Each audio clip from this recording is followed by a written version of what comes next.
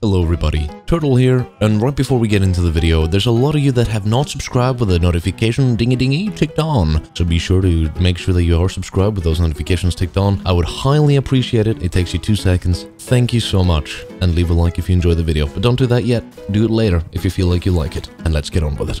Hello everybody and welcome back to yet another video. Today we're going to be talking about Chivalry 2, my first impressions, Mordhau in comparison to Chivalry 2, and a little bit about what we talked about in the live stream last night.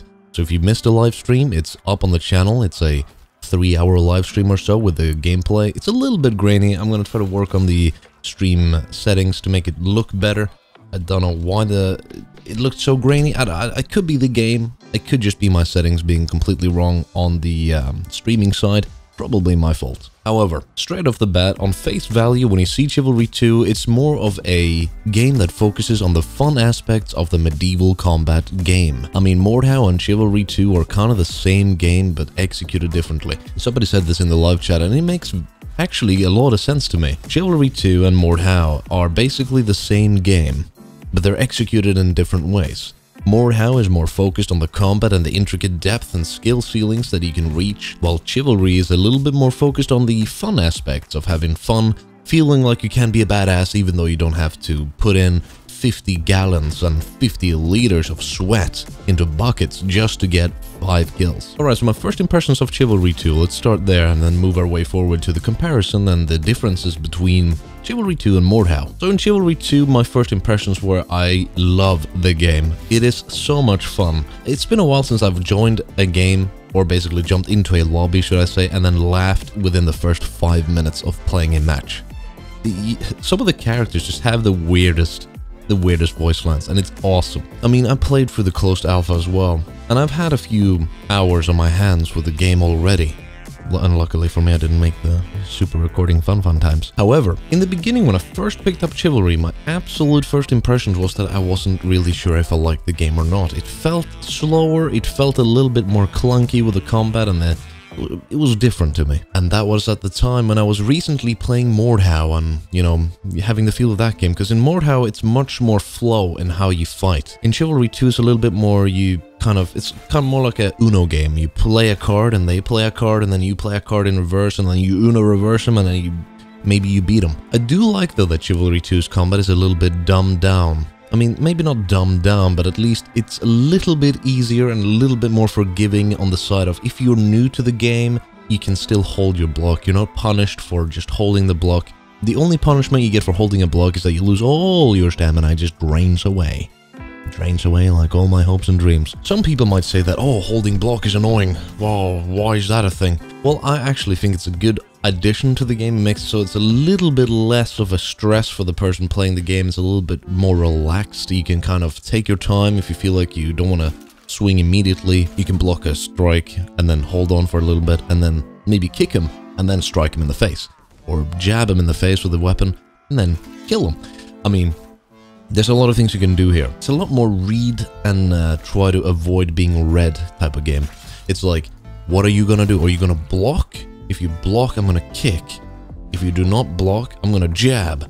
If you do a heavy attack, like, you can charge an attack. So when you charge an attack in Chivalry, you'll do a heavy attack and do more damage. However, in the time that you charge up a heavy attack, if somebody can read that you're doing a heavy attack, they can jab you and interrupt your heavy attack, and you'll lose stamina for it, I'm pretty sure. If you block and you get kicked, you get a penalty in the way that you get staggered for a second, and that's all basically a free hit for the enemy. So the game is very diverse. There's a lot of things you can do here. However, the best thing on that again is that you can even pick different classes.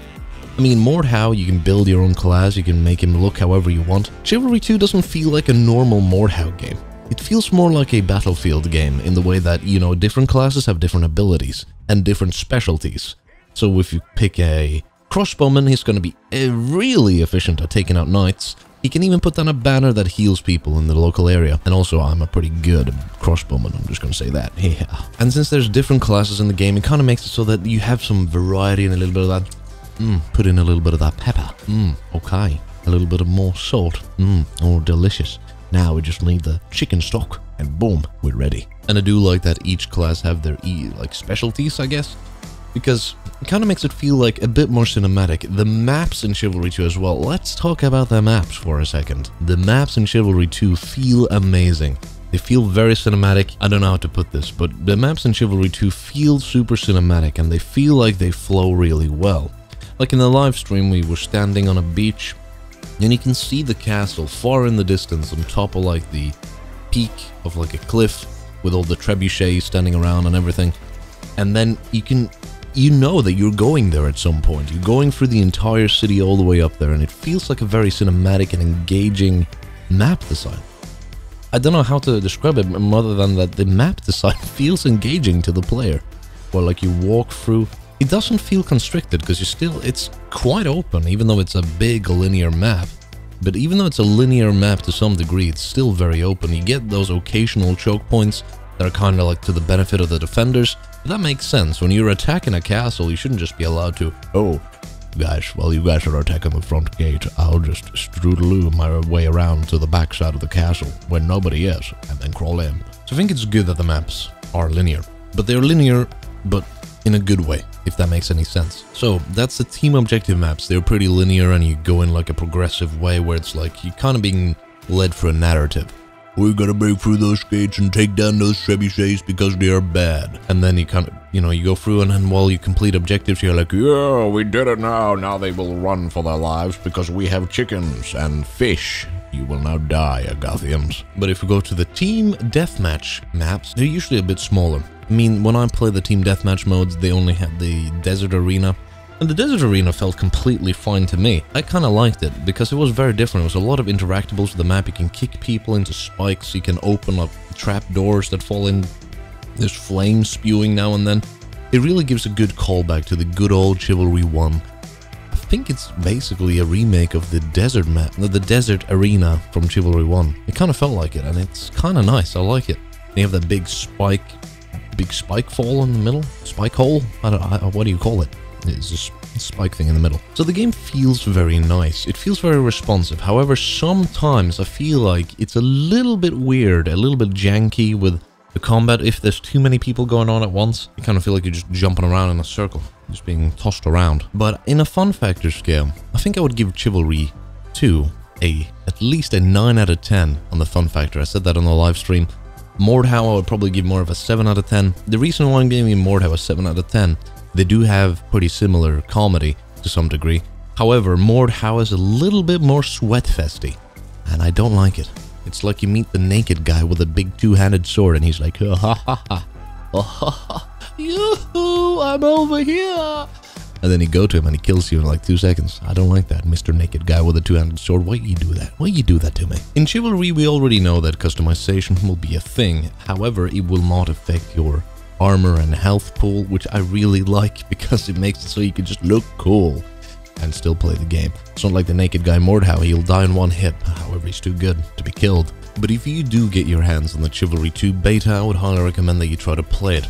The game might not be for everybody, but it does have those different classes, it does have those good maps, it does have a very fun comedic backdrop, and it also has very interactable maps, which is great. I love it.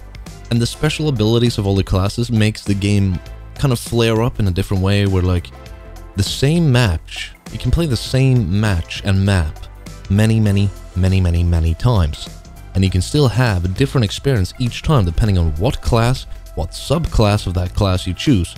So it's kind of awesome. I like it a lot. The only thing missing so far, and you might have noticed that I have kind of brushed over this, and that is that the arrow cam is not in the beta. However, I have been told by secret news, no, not secret, I have seen that they might be adding this post-launch. Now that is big news. That might increase that fun factor scale from a 9 out of 10 to a 10 out of 10.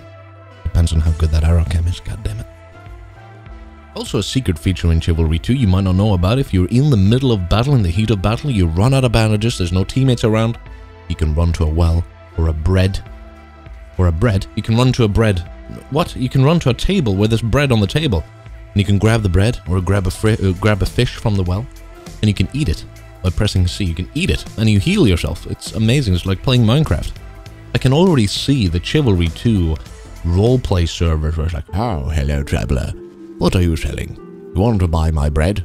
Please, I'd like to trade it for a fish. So I think Chivalry 2 has a lot going for it, and I cannot wait to see what happens when the game goes live. Also, I do hope, I'm going to put this in here, is that I do hope that Chivalry 2 does what Chivalry 1 did, where they had a DLC at some point that added more factions like the Knights, the Pirates, the Vikings, best people, Vikings, yes, Samurai, and the Spartan. I don't remember all of the classes they had there, but I remember those on the top of my head. And that was a really fun DLC. It added a much different way to play the game, and it was great. If we're going to compare Chivalry 2 to Mordhau, we gotta kinda give it a fair standing.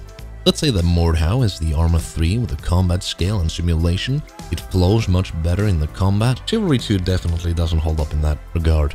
Chivalry 2 doesn't flow as well in the combat as Mordhau does, because in Mordhau you have very much control of where the weapon is going. The mouse is like the mouse is your golden key to unlock whatever direction you want to attack from. In Chivalry 2 is a little bit simpler in that way, which is kind of nice, because it's much easier to read enemies' attacks. But in Mordhau it's harder because you have all these different varieties and angles. I saw some people mentioning in the chat yesterday that Chivalry 2 seemed less competitive, but I would disagree, because Chivalry 2 does have something much different than Mordhau in the way that you can heal, you can hold blocks, you can jab, and you can tackle people and make them fall over. You can even do special attacks, there's a different dynamic.